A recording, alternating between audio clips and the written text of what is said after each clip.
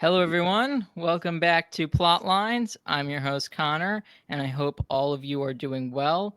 I am very happy to be back podcasting, and I have two excellent guests for this conversation today.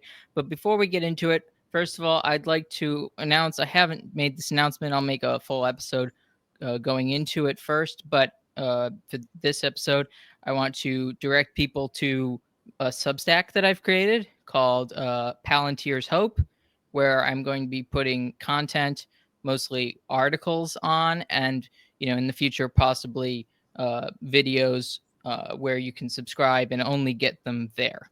So if you want to support Plotlines and any of the work that I'm doing, it would be a real help to go over there. You'll get free articles if you just want to sign up for free, and then you can sign up for $5 a month, and you will get extra articles. So there'll more articles to come, and this is just the beginning. But today I have from the Altar and Throne podcast, I have Antonius Numene and Marcus Veritas, also known as the Catholic Esquire. They are traditional Catholics, bringing, focused on bringing traditional Catholicism further in the culture of the United States. So welcome back. Also, I did a episode with them 2 weeks ago. Feels like. Yeah, two weeks ago you were our last guest on, and you can find that episode at altarandthrone.org. It's the website name of the podcast, and you can check that out. It was a really good discussion, so I hope we can continue that a little bit today. Yeah, link in the description. So thank you both for coming on. If you guys want to, introduce yourself a little bit more, Marcus. Yeah. So yeah, no, thanks for having us on, Connor, and I'm happy to hear about your new Substack. I'm a big fan of your channel. I think you do really good work here, and part of the reason why I like what you do, and it's similar to what I'm trying to do and accomplish, is and I know Antonius as well. We do have this new podcast called Altar and Throne Podcast, and the idea of it is discussions, brainstorming, interviewing people about the idea of how do we bring back the social kingship of Christ to the nation, the United States of America. How does that look concretely? It's fun to talk about the theories and the church teachings and the encyclicals, and we can do all that, but it's how do you apply those principles to what's really happening out there in the world, which I think is desperately in need. And so that's what we're trying to accomplish with that. You can also find me on YouTube at Catholic Esquire. That's primarily devoted to traditional Catholic teachings, apologetics, and really defeating the heresy of modernism, because I think part of restoring the kingship of Christ is really defeating modernism, restoring the true faith to the true church, and getting those principles out there. Wonderful. Antonius? Yeah, thanks, Connor. I just really appreciate you having us back on again, and speaking with you. Everything that Marcus said, of course, ditto. And our real cause here is to kind of demystify the difference between what is considered kind of conservatism in a liberal society and how that differs a bit from traditionalism, and why, in our view, traditionalism really is the best path forward. And hopefully we can bring a message to folks, at least in my view, that for those that consider themselves maybe more conservative, they might in fact be traditionalists. And so how do we entice folks into traditionalism as a movement here in the United States, by describing the historical differences and the modern differentiations? Beautiful. Well said. Now, so I mentioned, or the title of this episode is Quest for Christendom. And, the first thing I think we should sort of discuss just is what is this quest for? Like, what is Christendom? What are we trying to create or build in the United States, or just sort of globally as well? I think, people from all over the world it's kind of amazing. Just the YouTube and podcasts allow, my channel to reach people across the world. So this isn't just in some ways for the American context, but, and although we'll have an obvious focus there, but for all across the globe. And in different countries, it's actually more obvious of a way forward, or, meaning, or, it's more clear. If you are looking for a way to express your Catholic faith through fashion, look no further than ProselyTies. ProselyTies is a Catholic-owned tie company that sells beautiful and well-made ties. ProselyTies is offering Plotlines listeners 10% off if you use the code Plotlines. That's PLOTLINES. Plotlines. Use the link in the description to get your next tie. Now back to the show. So, Christendom, in my opinion, and I'd love to get your opinion after I put forward what I think. The Christendom, to me, is sort of summed up in the medieval church or the medieval society. The two swords, the sword of the secular authority, which secular not meaning secularism, not secularized, not cut off from religion, because the secular world should always be religious. All of the world is religious, but the secular authority, meaning, something that would be before the state, not really the state, because before in the medieval time, there wasn't really a state. There was the king, there was the aristocracy, there was the social structure, more so. State wasn't really a part of it, because a state really comes in with a liberal bureaucracy. That's the reason you have a state, is because you have liberalism, which has taken people away from their social norms and basically attached them to the state. And then you have this bureaucracy in order to facilitate society. Anyway, so then you have the other sword, which is the church, carrying on the spiritual authority that Jesus passed on to St. Peter, and uniting those two forces for the spiritual and temporal good of society. And we're going to get into sort of what that looks like, but that's sort of how I would describe it. Any of you would like to add more to that or contradict me? I think that was a really good definition and really good starting point. It is interesting because I think in the United States, America, we really are different than a lot of these places in Europe. I mean, in Europe, it really is restoring Christendom, because that's where Christendom was essentially. In the United States, we never had Christendom. I always shy away from. I don't feel comfortable sometimes saying restoring Christendom when I'm talking about America, because we never really had it here.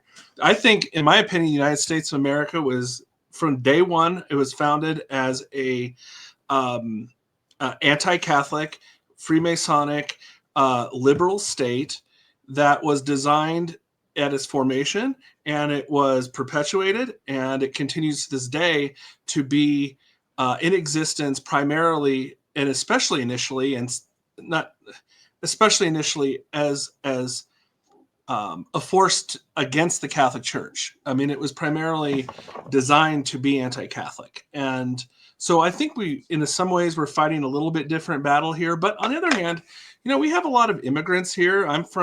My family is from Southern Italy. Obviously all Americans are pretty much immigrants at this point from somewhere, usually a European country. So we have the heritage.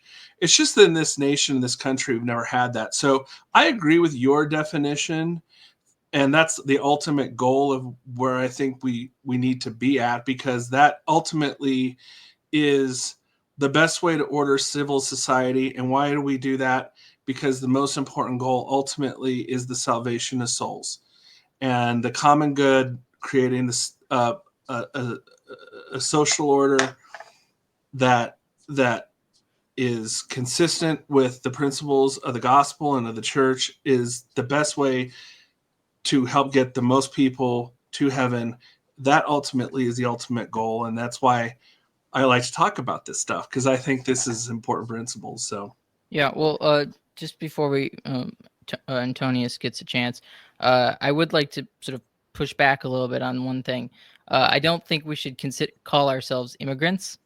Oh, okay. I think we are all like, if we're actually not, if we were born here, I think we should consider ourselves not immigrants. I think that's a dangerous way of talking, because I think it sort of implies that America can sort of be for anyone.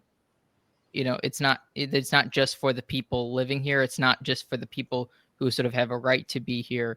We Hmm. might, and also in some sense, from the American state perspective, yes, we've never had Christendom, but places like California, Florida, Louisiana, New Mexico, Texas, they actually have had experience with Christendom. Totally. So Yeah. No, I totally agree with you on yeah, that. When I'm talking about this country, I'm talking about like the actual entity of the United States of America, as most people know it. But no, you're absolutely right. Like the land itself, there were many places that were truly Catholic, that were under monarchies that, um, you mentioned them, California, even in the Midwest with the French, Spanish Florida. There's no doubt about that. So when I say that, I'm just talking about the yes, English the state, entity that became what we know today to be the United States. So yes, the state, Yeah. yeah, the states as they have been. yeah, Um, And that, Antonius, yeah, that fits in well, Connor. I really appreciated and think it's interesting. You got me thinking about your differentiation of the concept of a state and how the two swords of society really predates that concept. I think as Americans, we culturally consider countries as the way things have always been. There have always been a Europe. There, a lot of people think there's always been a Europe. There's always been European nations, and there's always been an American nation. I think that's a American centric kind of way of thinking. The way you lay out the concept of Christendom is a perfect, I'd say, lead in certainly to this conversation, but also conceptualization of what we're seeking, which is to say a society that is um, founded upon two concepts, that of the secular rule and order and that of the spiritual rule and order, which of course predominates and therefore subordinates the societal rule. And I think it would be good to get more into that conversation of what that would look like, because as we're saying, we're in pursuit of Christendom, certainly in an American context, I suspect, for this conversation. I think it would be interesting to discuss what pathway it might, what pathways we think might be realistic in creating that what shall we say, like synergistic or harmonious rule, particularly in a context where we're already based in kind of like a uh, uh, modern liberal or say a modernist concept of what a nation actually is. well, so I think also we're sort of using, I don't, maybe you're using it differently than I am, but when I hear nation and state, it sounds like you're using them interchangeably. Do you mean them interchangeably, or do you mean them to mean different things? I think in the context in which I was describing it, I meant it interchangeably. So if there's a distinction that you think is important, um, yeah, let me know what your thoughts are on what the distinction is you think would be good to make in the context of this conversation. Well, nations are usually linked to nationalities. Usually, nations, from my understanding, are, so the French nation are for the French. That they're a nation dedicated to the French.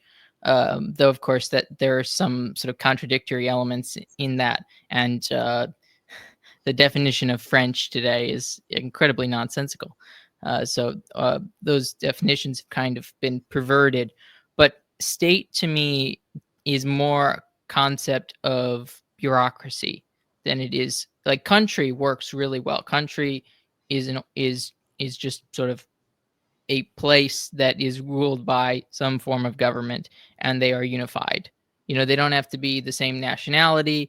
This sort of, you could think of sort of Austria-Hungary as a perfect example of a country that's not a nation, and it had a state, but it was it was only two of those three things. It couldn't be a nation because all the nationalities, you had German, Czech, um, and you had Hungarian, you had Slovakian, you had Slovenian.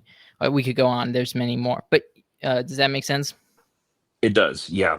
And it leads me then to think, when we talk about, say, Christendom coming to America, are you thinking that in the scenario of it becoming a reality, that it would become a a paradigm linked to a particular nationalism, as we're kind of describing it here, or Well, would it be I think related to the state? Because I think it's contradictory, perhaps, for bureaucracy to also be connected to a religious or Christendom kind of based society. But I'm open to having my mind changed on that one. I associate it differently, is why I think about that way. Well, no, I agree with you. It would just be a country. You wouldn't have a state, really. I mean, you would have not a bureaucracy. Obviously, you would have some form of government, right? But Yeah. you wouldn't have a bureaucracy. But it wouldn't. But I'm extremely against nationalism. Uh, I believe nationalism is incompatible with Christendom. Yeah.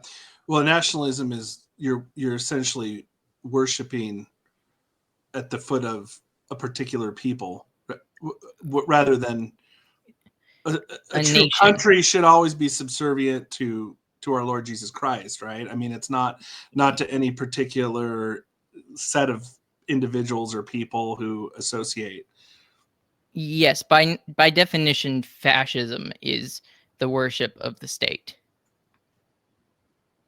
And nationalism is probably a forerunner. Sort of it's not necessarily like nationalism doesn't mean you're a fascist, because nationalism came before fascism, but it is often you can't have fascism without worship of the state. That makes sense. Like, as I think of communism, for instance, you can't really be a communist without first being an internationalist of some sort. Is that kind of the same thing you're describing? In other words, like, you have to be kind of beholden to the nationalist ideal to then become a fascist. In other words, you're unlikely to be a internationalist fascist. That might be let's say, an oxymoron. Well, something not possible. so I mean, the thing is the closest you get to an international fascist, which isn't an international fascist, I guess, is National Socialism, which is the closest thing you get to an international fascism. But even then, it's not exactly fascism either. Right. Yeah. It's kind of its own sort of semi-pagan thing. Fascism, at least in the Italian context, does come from a Catholic society. It's sort of a modern. It was an attempt at a modern replacement of Christendom. Which is distinct, of course, from the atheistic replacement, which you derive communism. Is that correct? Well, so I would say fascism is also mostly atheistic as well. It allows religion to exist, but only as long as it does not interfere with the worship of the state. By that definition, it makes me think of the United States in our current context and wonder. Well, Interesting. I don't. So that's the thing. But I don't know if ideologies have kind of blended. So like the Stalin wasn't so much an internationalist. He was more of a czarist, but a red czar, so to speak.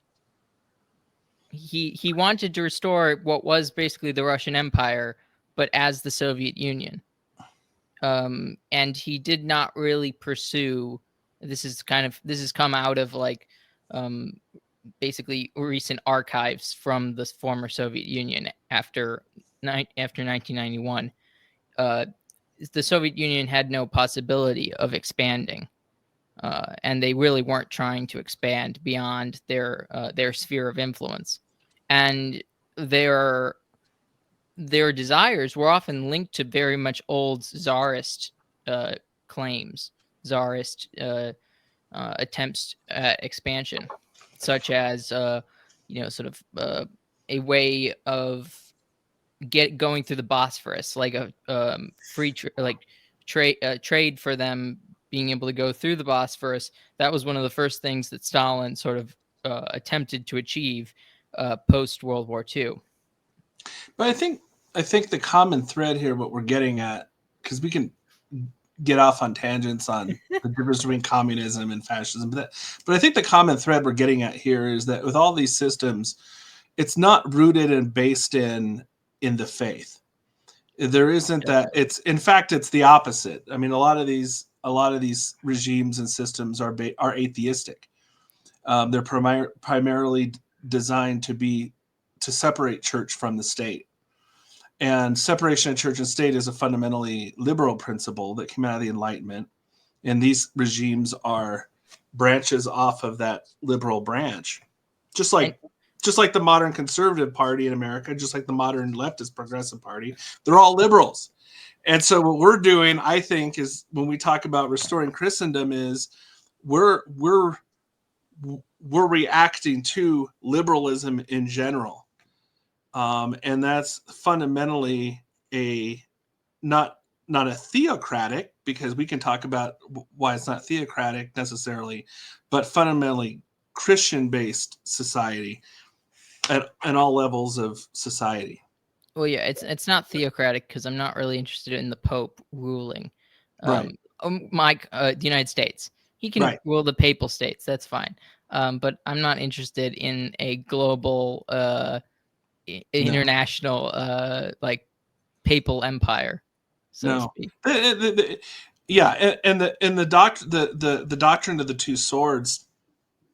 That's why there's two swords, right? That's the whole point, is that there are two swords. The spiritual, I believe, has a superior and prior place over the temporal, but there's still a difference. There's still separate spheres of authority. Sometimes they intermix a little bit, but for the most part, you have lay people running governments, running civil society, and you have the clerics taking care of spiritual needs.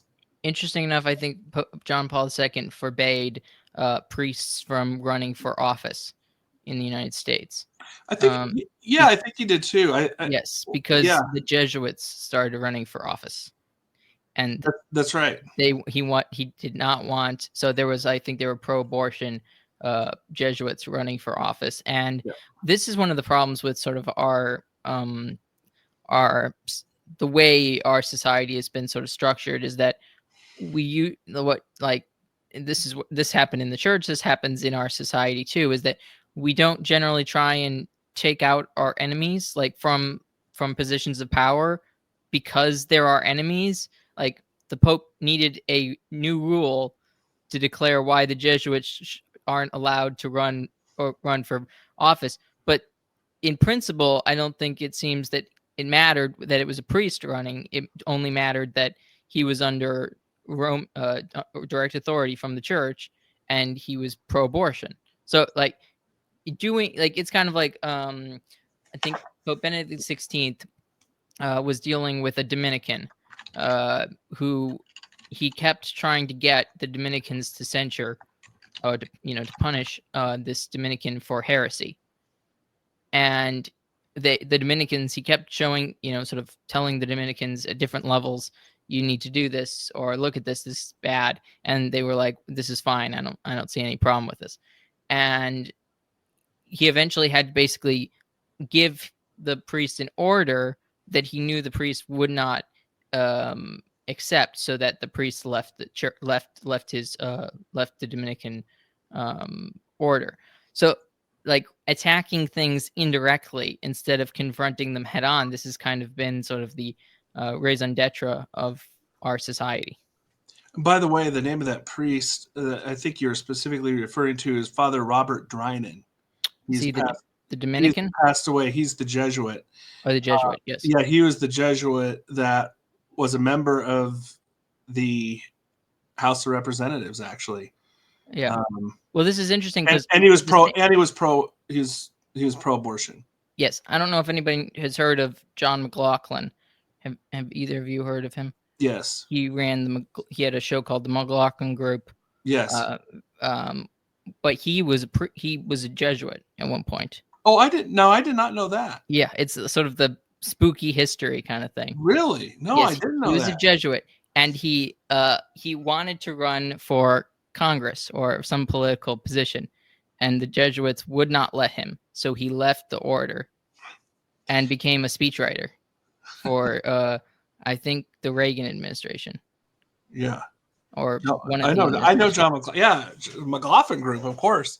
Yes. Grew up So watching that as a little kid. it's quite Yeah. bizarre. So, but this I is, did not know that.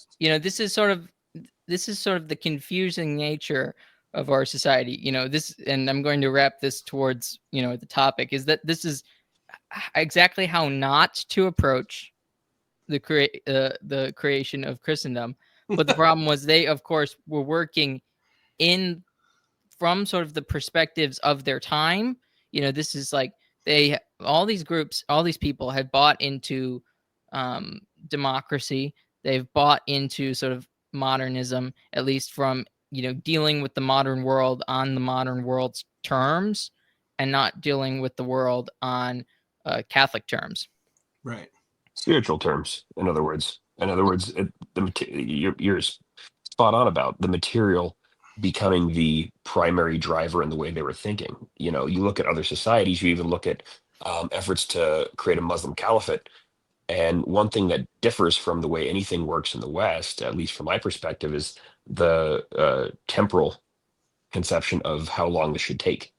The timelines are very different, I think, in Western culture, including Europe, and I would say even including the Catholic Church now. There does not seem to be an eye toward the long-term implementation or imposition of a Christendom or a resurgence of the Catholic state. I mean, part of exactly the root of what makes it so hard to talk about traditionalism and, in my opinion, get people on board is because they look at the state of the current church and the leadership in the church, and they mistake what we say, very reasonably so, to say, you're saying that this church with this pope and the way they're thinking and the synod and synodality and things like that are what you're directing, are pointing us to as like the way society should be ordered and structured.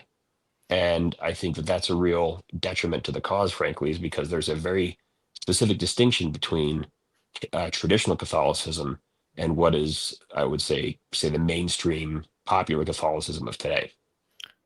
Yes, I think the problem with one of the things that I want to focus on, and that's sort of, I think, somewhat different than many uh, Catholic contributors to these topics, is that I want to be basically a culture political person, right?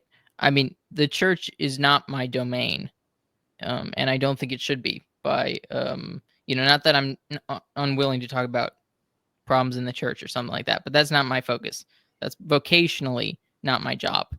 To some degree, and I do believe this. I do believe that priests will eventually rehabilitate the problem.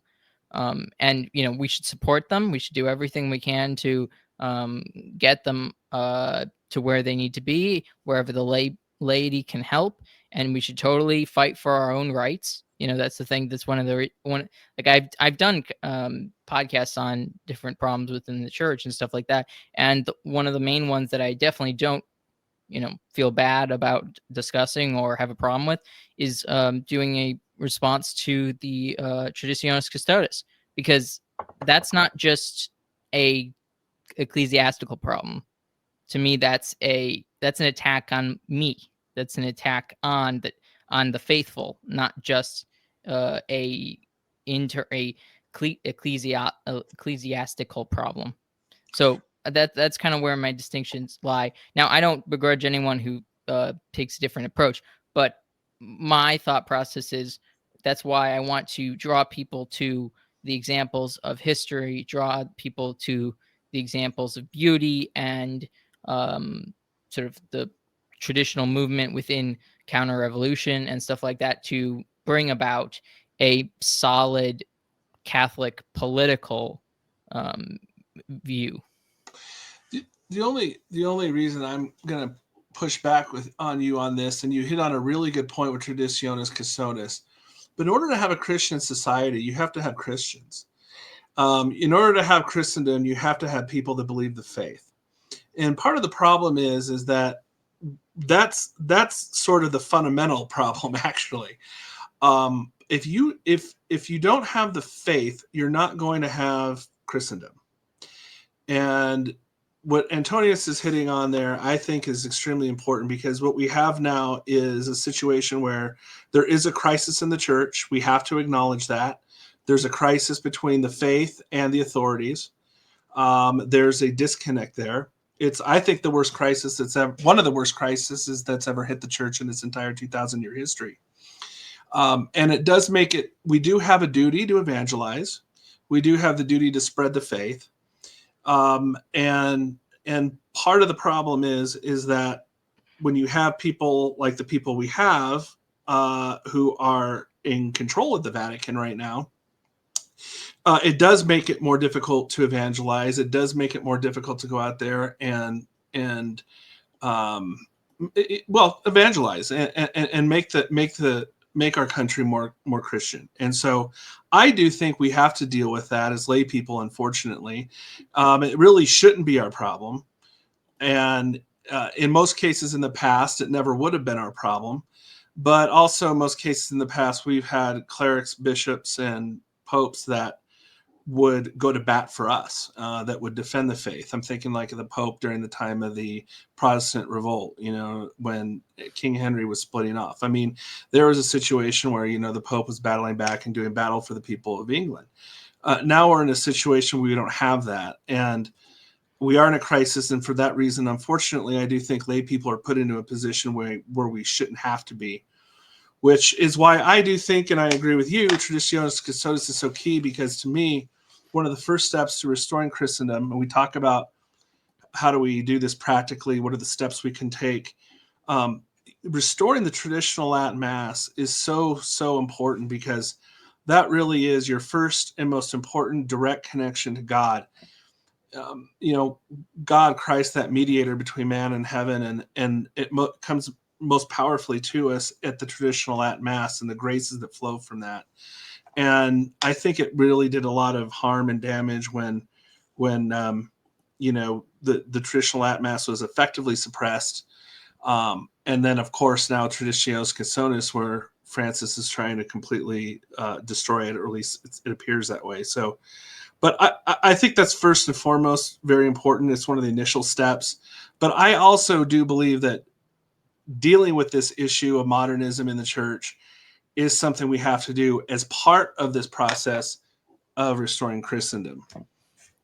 Well, I guess what I'm saying is not everyone can do everything at the same time. If that makes sense. Oh, so I don't think, yeah, and not everyone's capable of, so I guess what I'm trying to say is I recognize that Taylor Marshall exists, right? And I think he's probably,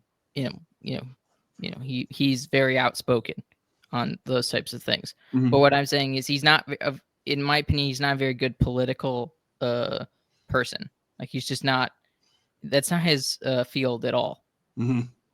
I'm saying my approach is I want to fill in the gaps that somebody like Taylor Marshall cannot fill in. Oh yeah, no. I think we all have different roles to play.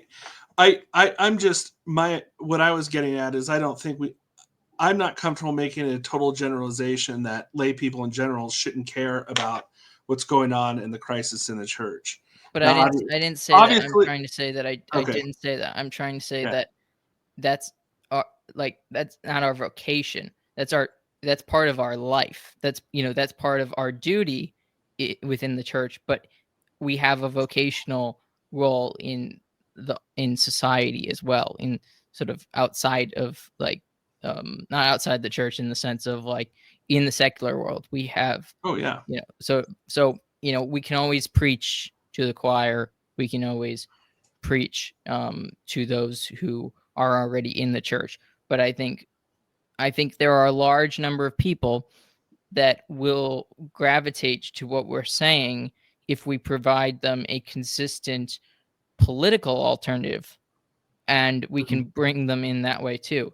Let the preachers, let the Taylor Marshalls, you guys can, and I know you at the Catholic Esquire deal with theology and stuff like that as well. So it makes a lot of sense. But from my and sort of plot lines, that's not what plot lines is. That's all I'm saying.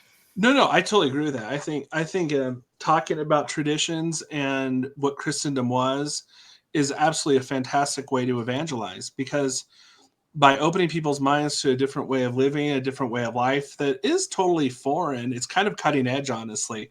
It's kind of funny to talk about, like, hey, medieval life is cutting edge. But, that's actually, it kind of is. And I think that sort of thing is attractive to people. I think it's attractive to young people. That's one of the reasons why I invited you on to my podcast, was because I really wanted to get, that younger person perspective on how all of this is looking. Because I think what we're all touching on in this conversation today is something that I think it can be very attractive to people, even to non-Catholics. And by exposing them to what Christendom used to look like before 1776, I think it can really, attract people to the faith itself. Or even mostly after 1776, I think Christendom is in some ways more interesting. Yeah. It's it's a little more chaotic, but it's it's when it's fighting for its life, it's quite interesting stories, quite interesting history. Yeah, it is. Antonius, do you have a third way, so to speak? A third. Yeah, I do, as a matter of fact. And I kind of wanted to ask you a question. There's something that has been rolling around in my mind, and I'd like you to give me your perspective and kind of your clarity on this. It seems to me that in any society, and in particular in governments, in particular in modern time, the concept of separation of church and state was proposed.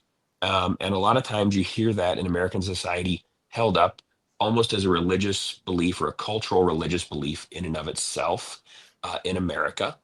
And you see also in, like, say, communist regimes, post Cold War, or I'm sorry, post World War II in particular, but also pre World War II, of the deliberate expiation of Catholicism, all in an effort to, and I would say in America as well as these other regimes, place the state in place of religion or theology or Christendom, um, almost as though there's some type of philosophical recognition that a culture that is beholden to or believes in Christendom is not one that is necessarily compatible with a modern or liberalist state.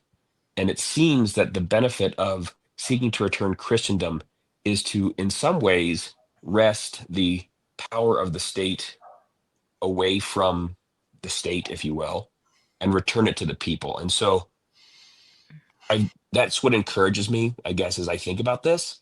But I think is also a very challenging thing to address, because by nature, a government that is not already founded in a Christian principle, I think, as kind of like an animal itself, seeks to replace Christian belief with almost a compulsory or kind of insidious cultural reliance on, again, I'm going to say the state, and that bureaucratic kind of like past, post, French Revolution liberal terminology, but that state seeking to make itself the god of existence. So I'd love to hear what your perspectives are. If you think that there is something there that I'm trying to wrestle with, or if there's maybe something that I'm missing in kind of that context, Well, because I think it's important when we talk about bringing Christendom to uh, fruition.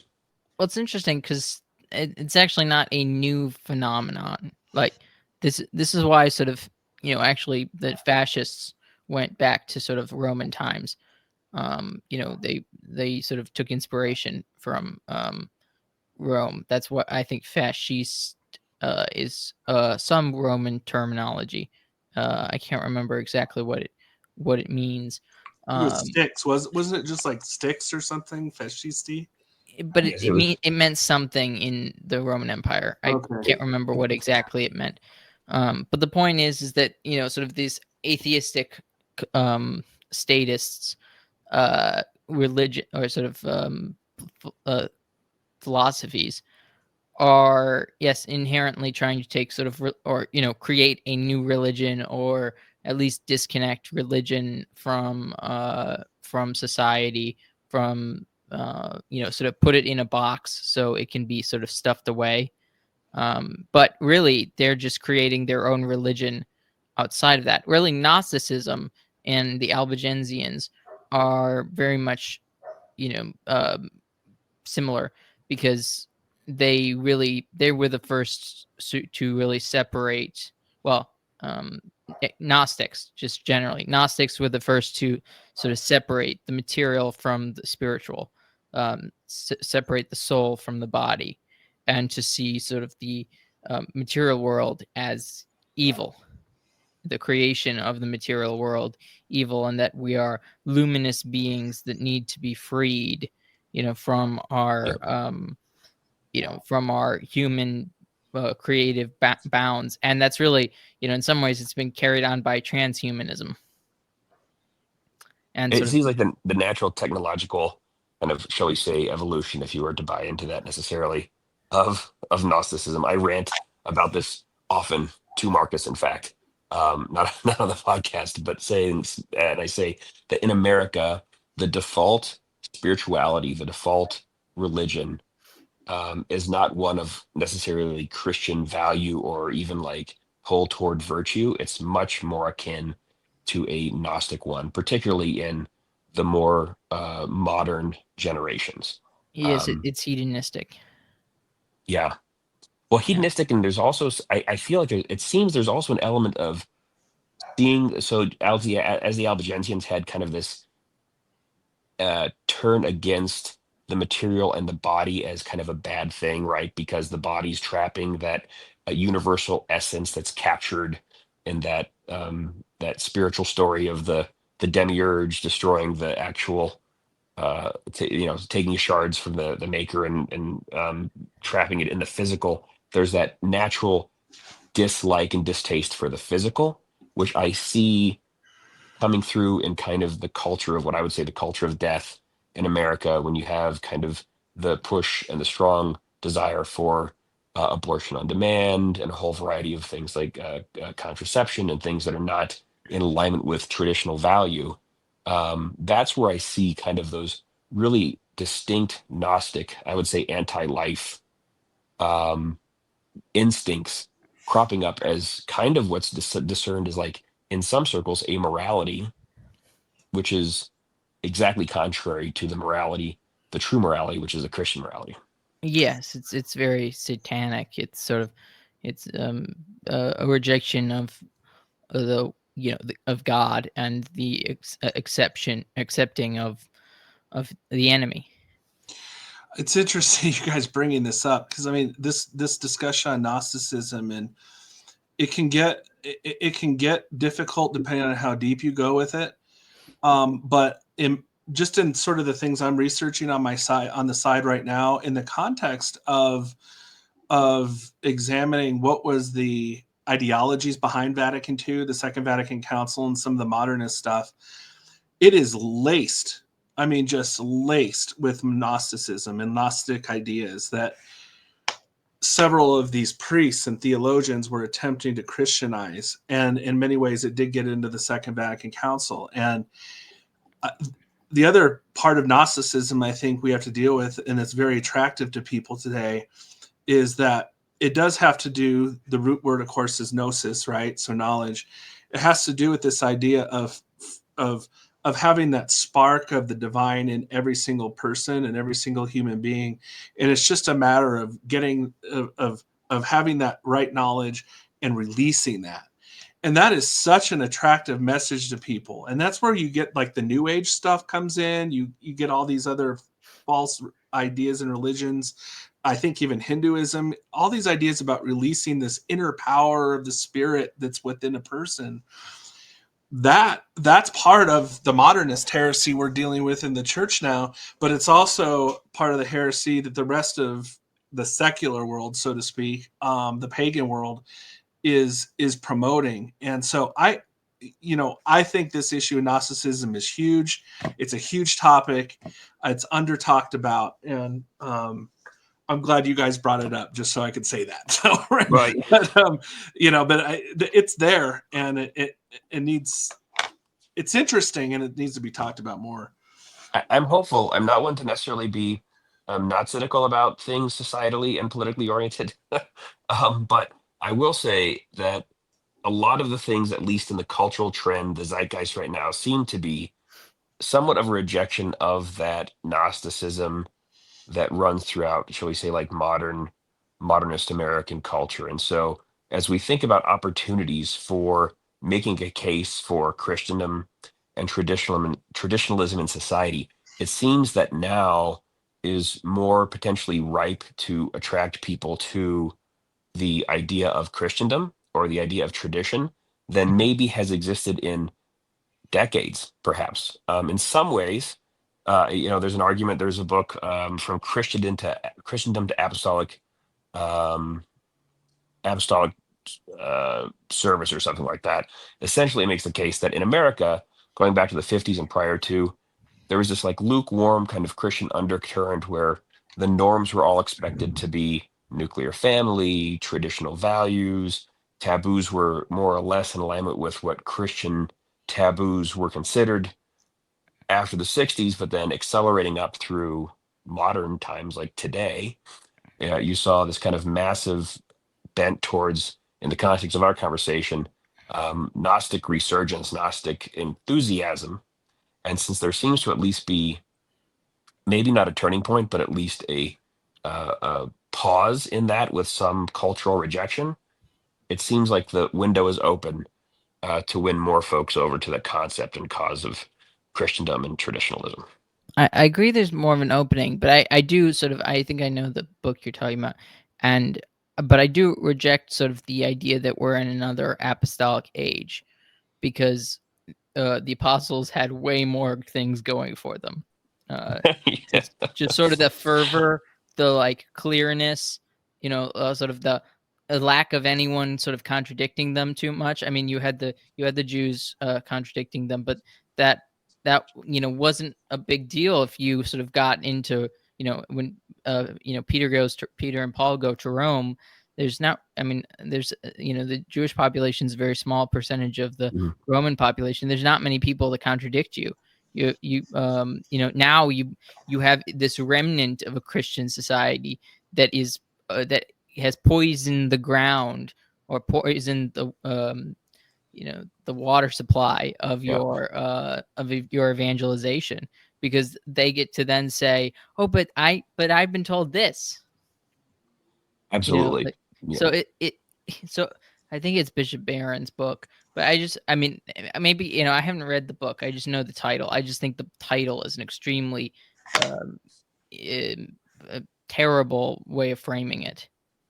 yeah. It's I disagree even that their definition of Christendom, as described in the book, was actually Christendom. Certainly not Christendom as I would consider it. Oh, did it And say like the 50s? Oh yeah, no, no, that's sort of I think this is just a very um like a spirit of Vatican II type of yes, dealing, because the Vatican II really viewed the Eisenhower's America as a good sort of example for the political future. yes, it was absolutely a Vatican II adherent and author that wrote the book, and that was it. Their Yes. argument was, and I read the book. Their argument was, the raising your children in America would by default raise them as a Christian because of the societal norms were so Christian. Just they would get it essentially in the water supply and the air. They would go to school and have teachers that would be interested in the nuclear family, and you could still say prayers in school, and you would have the Pledge of Allegiance, and these were all Christian cultural values, and that is certainly not how I would define it. Yeah, but that's how this that's priest that defined it. Americanism. Yeah, that's that. See, that's that It's Americanism that got it, filtered into the Second Vatican Council, and that is, yeah. it's well, straight up just psychotic, because what are you going to that could also make you a Unitarian. Like That's right. Yeah. How does that? That's right. How does that? How what you just said, Antonio, is how does that make anyone Catholic? All it does is gives you the freedom to believe in false religion and or believe in no God at all. Well, not even that. It just makes you become, like like the average person for the last 4,000 years. Like that's the only difference. Like pretty much all of societies have agreed upon on basic things. The only thing is Bishop Barron's looking at this world and seeing that, a new thing that has come and destroyed sort of everyone's concept of family, sexuality, like, sex, expectations, like, gender, Natural law in general. yeah, basically natural law had more or less been accepted for centuries. And this is just and it's been completely, destroyed. But that doesn't mean you're just going to become a Christian, because following natural law is not the single thing that makes you a Christian. Like, if you're an adherent to natural law, you are not you are not by default a Christian. That's right. Absolutely not. So like it's a completely, like, it's just it's sort of what we can expect from sort of the pathetic evangelization that led us to this situation. Like, Absolutely. we are in this situation because, so, like, first of all, if you were in the 50s or in the 60s and the 70s, you might have gotten the Mass. Well, you would have gotten the Tridentine Mass, in the 50s to the early 60s. But there was also some laxities regarding, sort of how it was performed and how it was done, which, from my understanding, is people were, priests were saying the Mass really quickly and just kind of, spewing out the Latin, not really putting much effort into it. But this mentality is that, like, the mentality of that time period, if you were a Catholic, was conformity. And the bureaucracy, the state, all they wanted was conformity. And you need to conform to, because they were battling, communism. Communism was the big battle, starting in the 50s. And anyone who sort of wasn't conforming is questionable, because anti-communism might have been the thing that was most detrimental to the United States, to the destruction of society, because the only thing they were was anti-communist. They weren't pro anything good.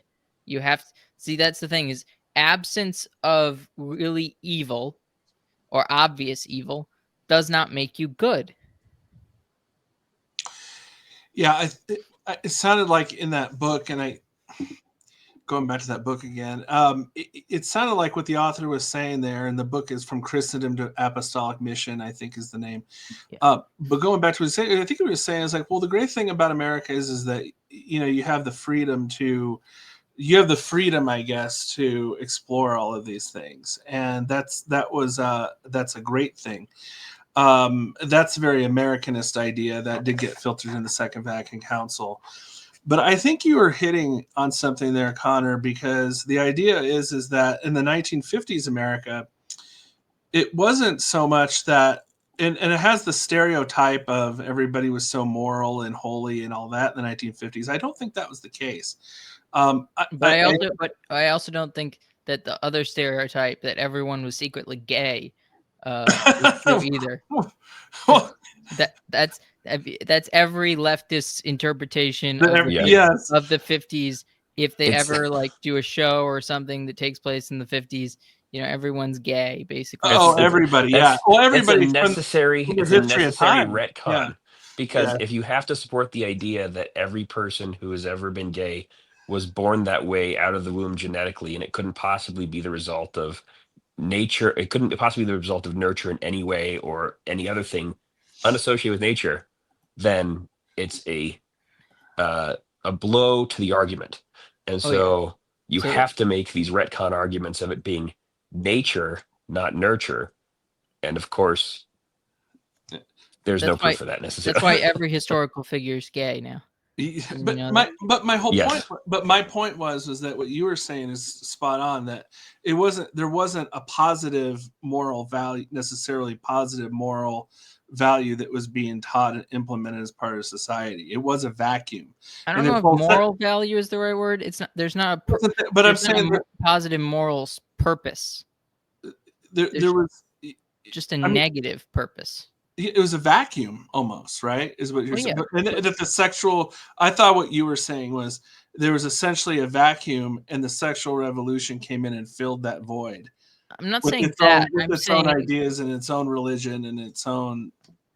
I'm saying anti-communism made it so that our politicians, those who are supposed to be who are supposedly you know looking out for our well-being, in the 40s and 50s and 60s, were so consumed, or actually our political think tanks, our political, sort of bureaucrats, and everyone was so focused on anti-communism, which even the Trotskyites, which is where neoconservatism, which is evil, comes from, is just so what's funny is sort of classical Marxism is actually quite socially traditional.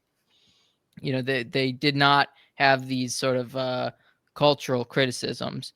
They had mainly economic criticisms and structural criticisms, not necessarily like breaking up the nuclear family, not necessarily they look down on homosexuality, that sort of thing. But even though our politicians were pretty much all sort of conventional moral people, in the sense that they followed natural law to some degree, at least they sort of implicitly did.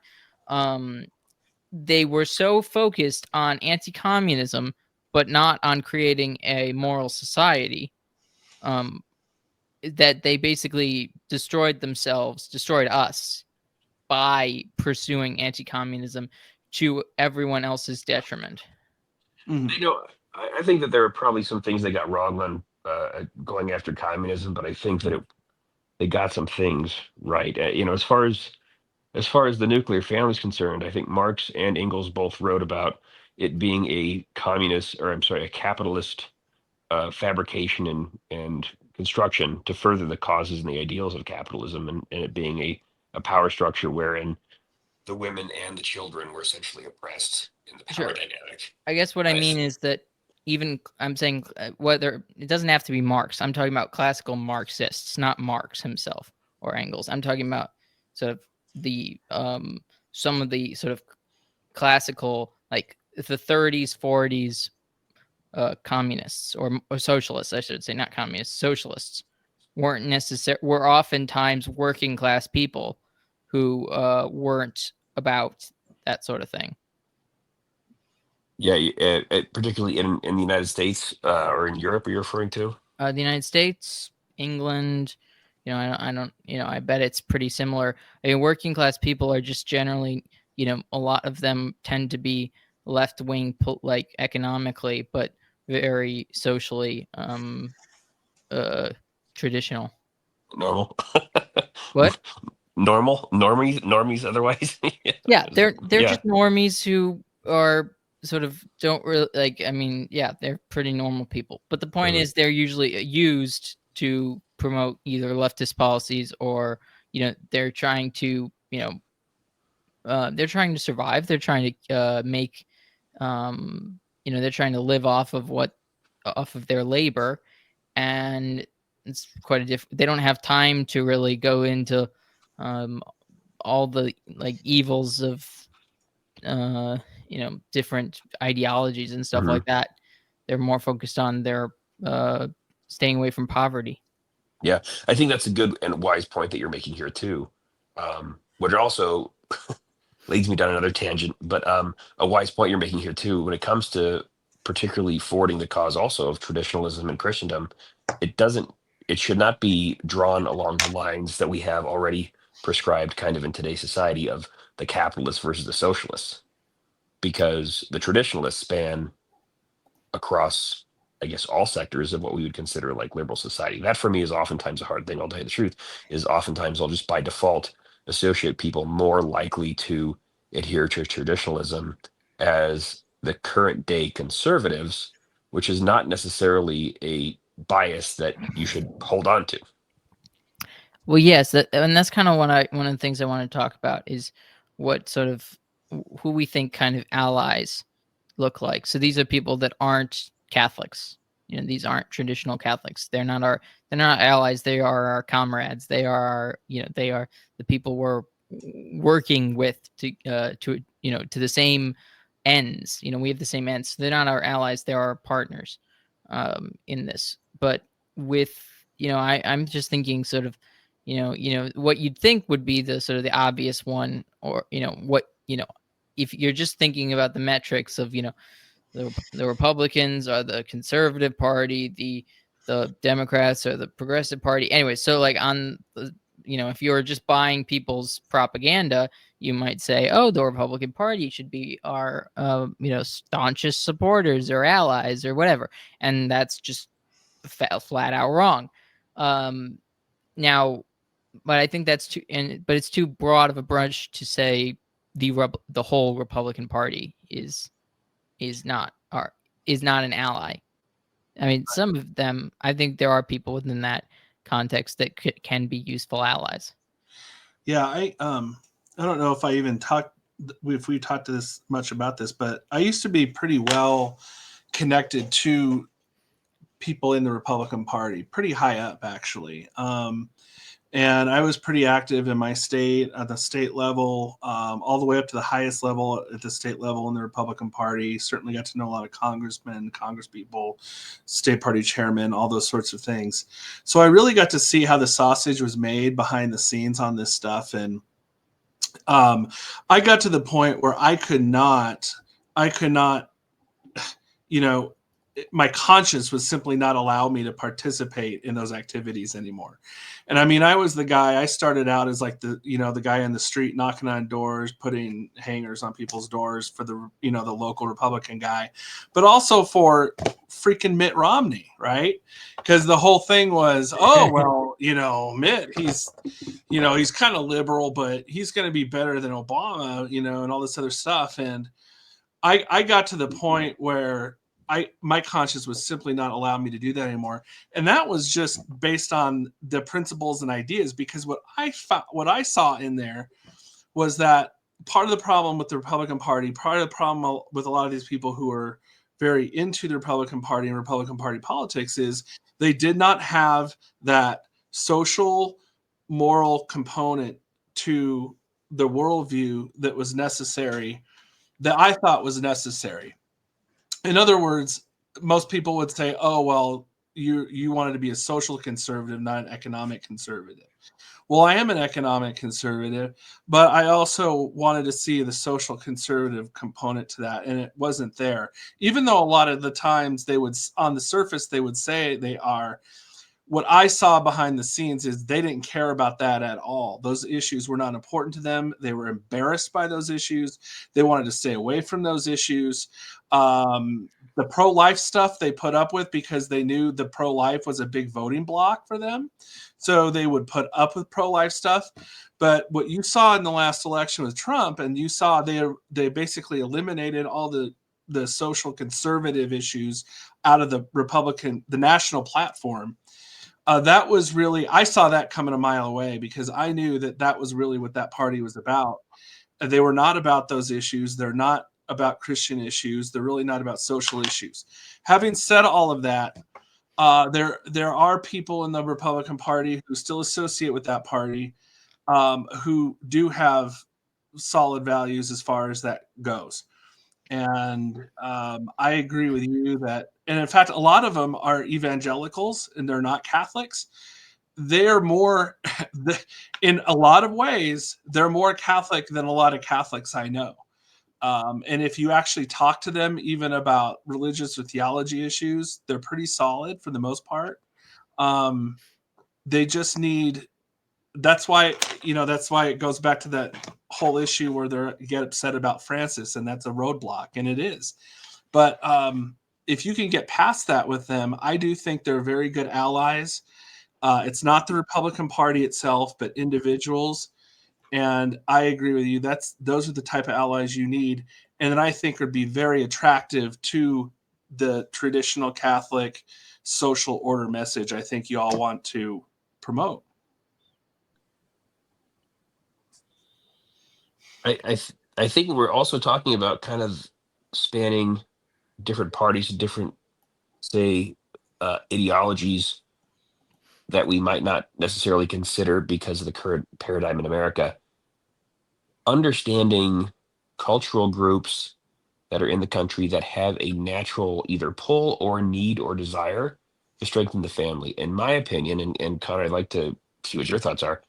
I see the promotion of the family as the building block of society and the importance of the nuclear family and that kind of traditional approach as the unifying factor that could pull people from all different political stripes. Because if you have a family and it's functional, generally you appreciate it. If you had a dysfunctional one, you wish you had a functional one, I would suspect.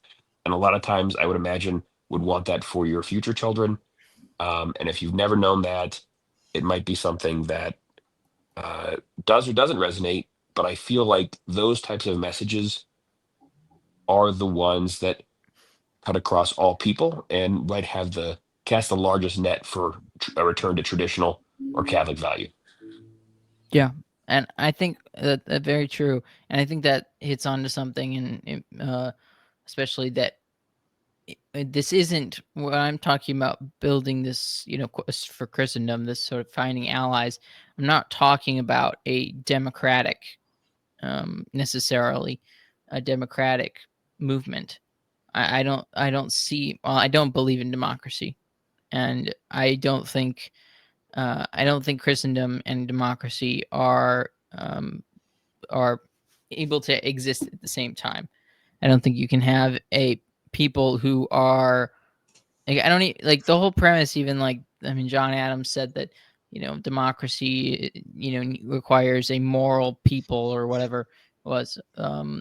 Well, first of all, I mean, was his version of moral more or less close enough to ours in some ways? Yes, basic morals, not Catholic morals, but natural law morals. So yes, he's got some points, but I think it's clear from the experiment, which it was often called the experiment of democracy, is that people vote with their emotions and they vote with their hedonistic desires. So, even if you round up people who are willing to counteract their evil desires, you're still going to not have enough people to make any sort of difference. So, looking at it from a non-democratic perspective, we don't need a party. I think actually a party might be sort of counterintuitive.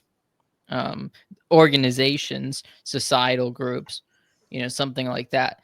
That is sort of the structure, and allies, as in allies in different levels of society, would be very helpful. Whether they call themselves Republicans or not, or independents, or even Democrats. I don't know. I don't know how many people you're going to find that are Democrats that would want to be allies. And I don't think people on the left are of a great use, though I imagine there might be, one or two. It does get hard when you're trying to pull adherents to Christendom from a group whose primary virtue is that of pride. I say that with a smile on my face, as with chuckling. Of course, you can't see my face, but it's just I just point out it's interesting, and to your point, how very opposite some of the conceptions of virtue are the opposite, on the different sides of this kind of concept of traditionalism versus, shall we say, modernism. Yeah.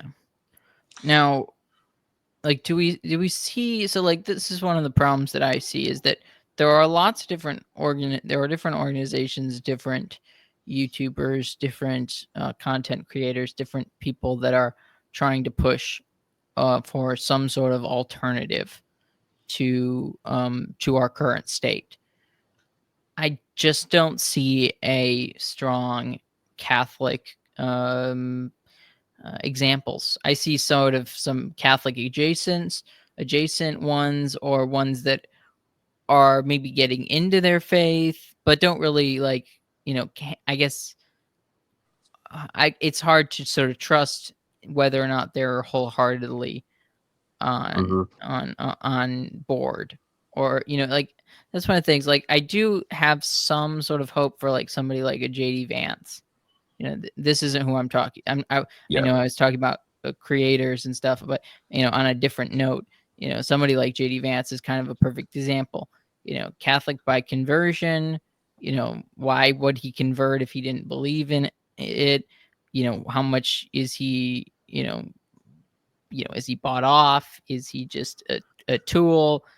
What, like, I'd like to give him the benefit of the doubt, and I'd like to be somewhat hopeful, but there are also people like that in the political commentariat sphere that could be people that are our allies, our comrades, but I don't know if I don't know if they will be behind us necessarily. But I just find it so strange. Is like there's just almost an absence of real Catholic political Mm-hmm. thought out there. Yeah, I agree. I do blame I do blame the crisis in the church for a lot of that, and that's honestly why I spend so much of my time on this, because it's not just a matter of, and well, it is. I mean, the first and foremost thing, it is a matter of salvation of souls. You want people to save their souls, but it really is a matter of also affecting society and the common good.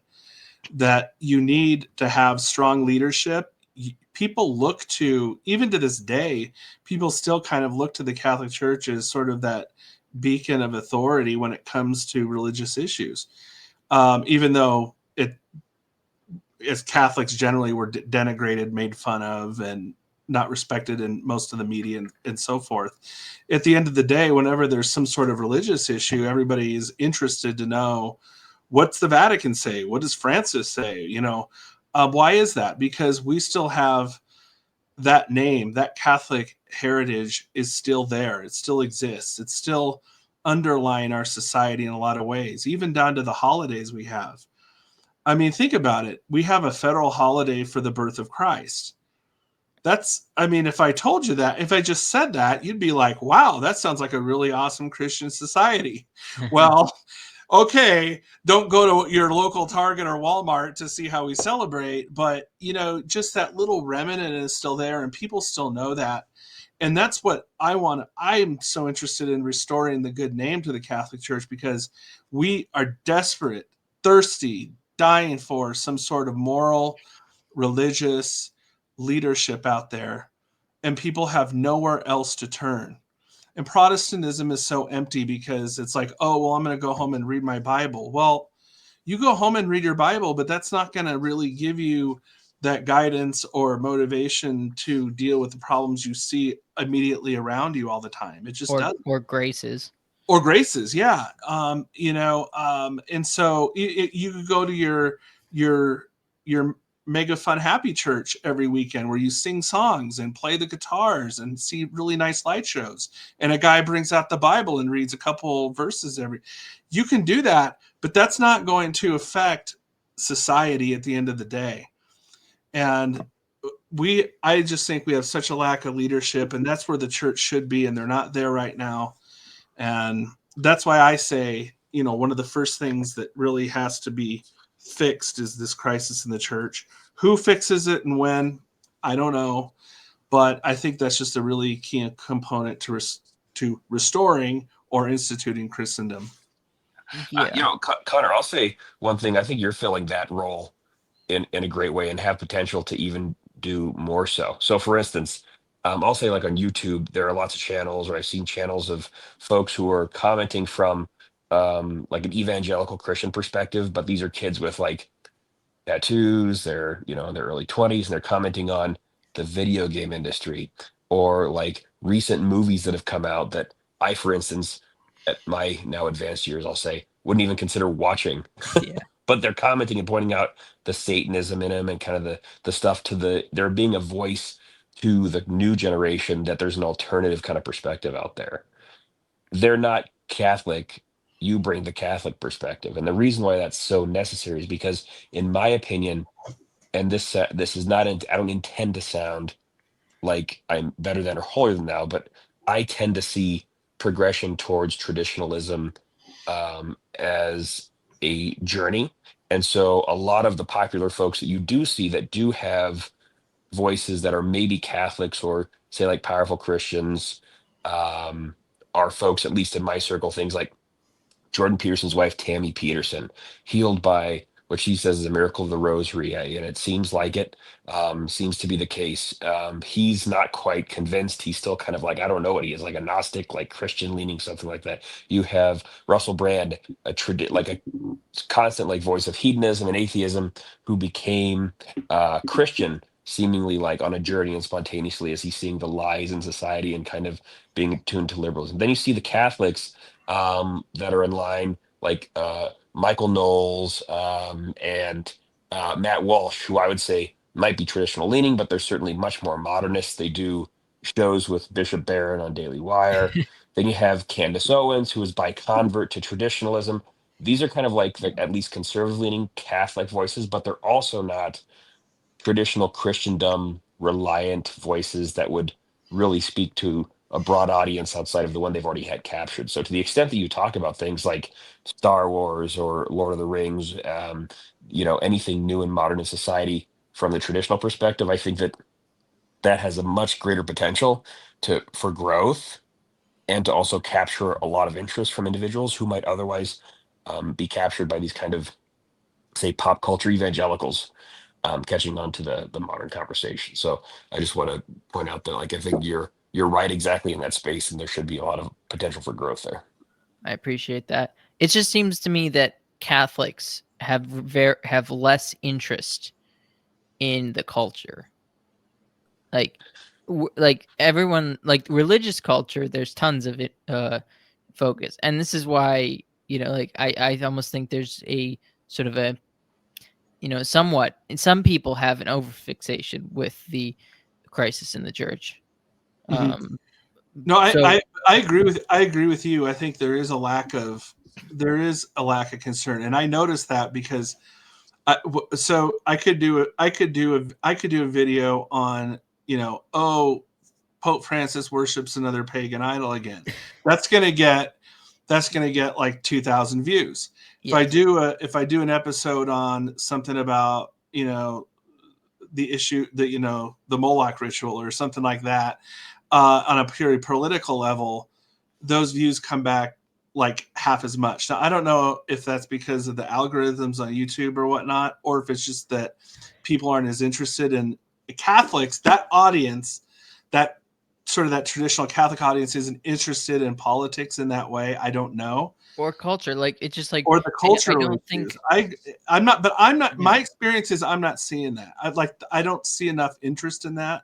Yeah, And I that's agree with you. There has to be that interest, because if you believe in the social kingship of Christ, that's what that is all about. That is about taking an interest in social, cultural, and political issues. like that's sort of my concern, is that it's not just, you know, so like there's tons of popular Catholics and out there online, and I don't think sort of the Daily Wire will I don't really have any hope for the Daily Wire. The only hope I have for for, you know, the Catholics at the Daily Wire is that one day they will leave the Daily Wire, and maybe that they will do something else, and that's probably the best future for them. You know, I Yes, would Get say. I out would from agree. get out from Ben Shapiro. get out from No, under that. it's not. It's just it's not even from like any specific person. It's get out from sort of what I see as sort of the neocon establishment. They're they sort of they use sort of what we care about as See, a tool to drive us to really provide them the public support for what they want. yes, 100%. But here's the thing that I will say is there's a natural inclination born into traditional Catholicism that is always going to work against trying to capture them from a socio um, Yeah, but political or at least social concept. Matt's not at all traditional, and N- Oh well, no, I there and Michael Knowles. Yes, I could see him. I'm not saying he's captured or anything. I'm just saying his message is it seems half-hearted sometimes, almost. no, I think well that platform I think is neocon platform period. Like they're Yeah, using like clickbait social issues to drive membership, which then feeds money to what I suspect to be a massive support ultimately of Israel.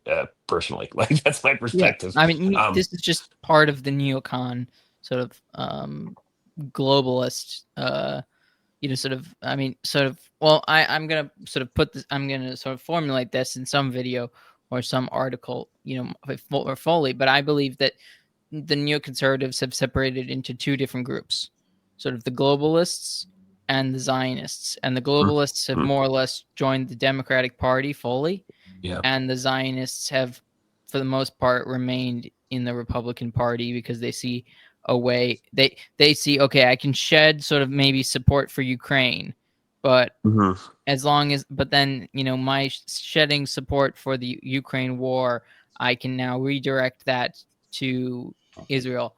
Yeah, And so yeah, that's sort of the two differences. I do think, because I think the neocons have kind of split. I think it's um, very astute. I'm also interested in. Don't let me go down this rabbit hole because I want to make a point about Catholics and like tradition, but also then what does the new Trump party represent? Because it's a weird thing. Like when you say like the Democrats, there I saw a meme that said the Democrats won, and it showed Trump, who's a former Democrat, with Tulsi and with RFK and with somebody else.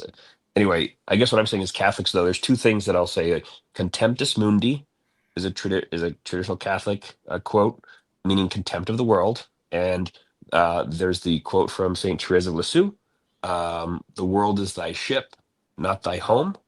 And both of those things, at least for me, are admonitions I present myself to drive myself away and try to detach from the social and the cultural that is not of social and Catholic value, as well as the idea of that kind of detachment from the world that you need to cultivate anyway. And so it's kind of a tricky situation to try to cultivate detachment from the material and from the trappings of the world, and also be active and conscious in the social reformation of society. Now, I get that my answer is wrong, but I'll tell you, I'm just telling you that because that's something that I am wrestling with personally and trying to figure out how to balance those two concepts. Wait, what was the answer? Did I miss it? I don't know the answer. Oh, I but you tend, said your I answer tend, was wrong. I thought you No, were what was gonna the question? I'm sorry. My well, answer is to much more tend towards the concept of the world as my ship, not my home, and try and generally withdraw and retract from a lot of stuff, but um, but the as ship opposed to really getting involved. needs to be Um, afloat, though. yeah, that's fair, I and think it's, that's it the is it is problem. floating on the water, The the ship world. is like the Titanic, you know. And if everyone's gonna go under, I Yeah, think you still like. I mean, you have an obligation to even sacrifice yourself for others. that's a So, great way to think about that. I hadn't considered that furthering of the analogy, well, which does make sense. have you seen sort of the there's a Titanic movie in like the 50s or 40s or whatever. I can't remember what it's No. called. It's a Mm. great movie.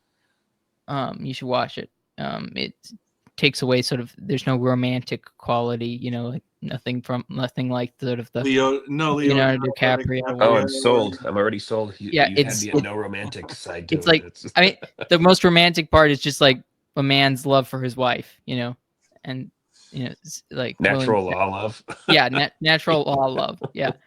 Sort of the whatever Bishop Barron's trying to get across, or thinks that is Christendom, which it's not, because Right, the default. what? The default orientation Yeah, equals exactly. Christendom, like It's just the equation. Yeah. default. It's the default natural love. Um but but they're one of the creator of the ship, the designer of the ship, he just kind of like goes and sits while, like he has a drink or two and sits and just watches as his creation goes down. Like, he just doesn't do anything. I mean, he'll like he'll kind of assist people. He doesn't want other people to die, but he just seems completely I mean, I have a mixed opinion of that, but in the situation, in his situation, it kind of made some sense to me, in the sense that there were no lifeboats. That was the big Hmm. problem with the Titanic, because they didn't have enough lifeboats for all the passengers. Yeah. So basically, somebody had to not get on the. He knew that he wasn't gonna, and he didn't want to take a part in that.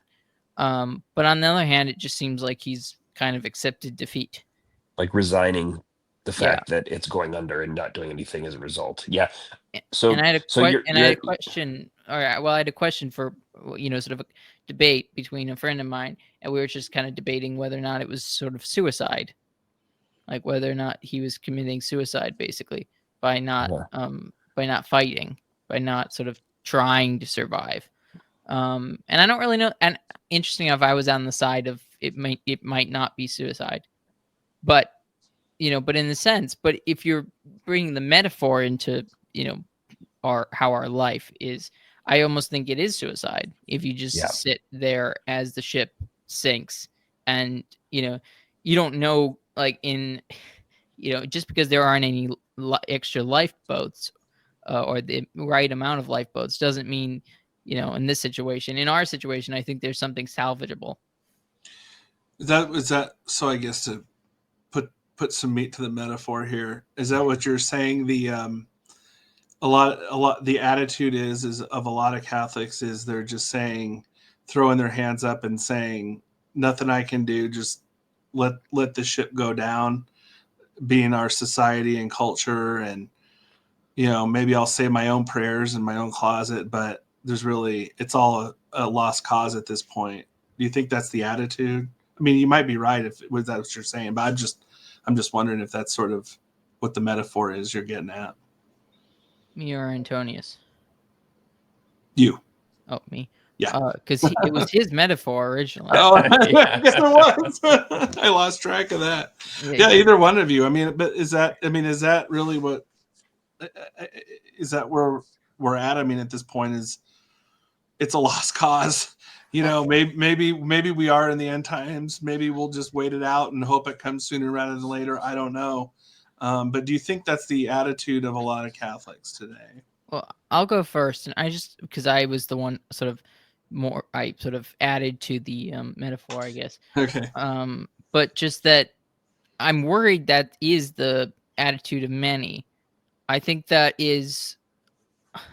I just think there's so much more people can do to learn, to grow, to spread a message and an understanding with next generations, with supporting people that are doing what we're doing, and I just think there's not that much interest, except for in sort of complaining about the church. And I think the problem is with that one is that it's just mainly complaining.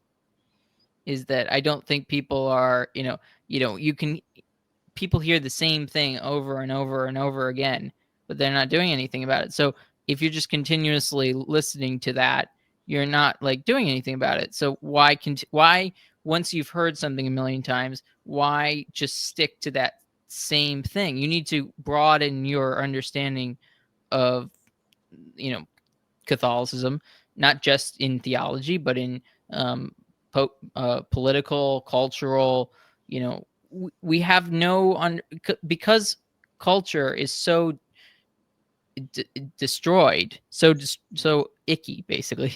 So uh, um, is that we basically almost have no people don't really turn to anything except for the church, which in some ways is good, obviously, but that's not everything. You actually have to create a culture. You actually have to um, go out and build something greater, because the priest's job is to build the church, the physical church, so the hierarchy. The hierarchy is doing that. You're supposed to fund them and obviously, tell them when they're wrong, when they're being, obviously tell them when they're not conforming to Christ's message. But if all you're doing is listening to the fact that they're not conforming to Christ's message, but you're not doing anything with that, you're not taking that out into the culture, you're not taking that out into the political sphere, the societal sphere, clubs, organizations, meetings. We are a completely unsocialized culture now. We are completely separated from our fellow man, and we need to find a way, especially the youth need to find a way of creating society, because it's basically dying around us.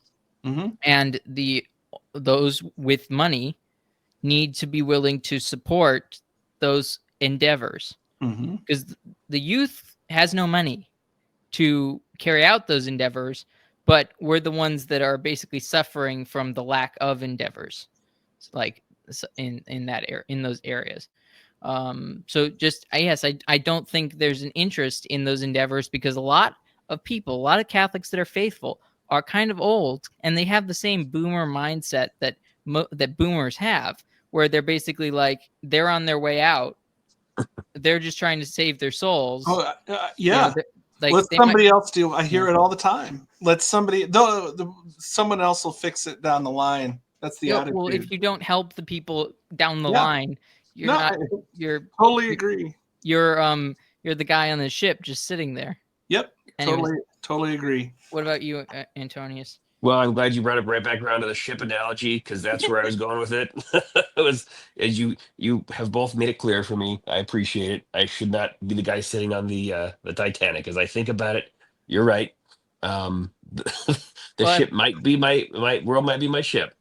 It's not my home, but at the same time, if you're sitting on the ship and it's going down and you're doing nothing and you're just hoping for a miracle, in some ways it seems like you're testing God. And if being slothful and sitting around is sinful, and meaning you're not contributing to forwarding and creating a Christian society on this earth, then you're not really doing what you're called to do in whatever way that looks like. And even if that means evangelizing or using your intellect, the gifts that God gave you, to try to forward his kingdom on earth. So I'm just saying that I think that you've both answered my quandary, which was tempting me to sit back on my ship and say, I'd rather just well, try to live a good life, because I can't fill the hole that the iceberg is punctured. interesting enough, Yeah. I think your situation would be more realistic, or more sort of you would be able to be that guy just sitting there, praying. Basically, that's basically a monk. Um, you so if you were a monk, I guess that there'd be I'd be understanding of your situation. And then alternatively, if if the ship wasn't sinking, I guess there'd be more room for that too. Yeah, Like that's fair. like That's the fair, problem is Anthony. that we're all going to die. We're all going to drown in our sin. Um and we need some way out. Yeah. And it's not like we're all drowning as Catholics. We're not all, I mean, we're trying our best, all three of us, but I'm saying the whole world. If the world is the ship, the world is not a converted church. It is it is the complete opposite. It is like paganism. It is a ship full of pagans. And let's just say you're a priest. Your job is baptize everyone. before everyone dies. Yeah. So you should not be like if you were a priest on that ship, you also wouldn't want to be just sitting there either.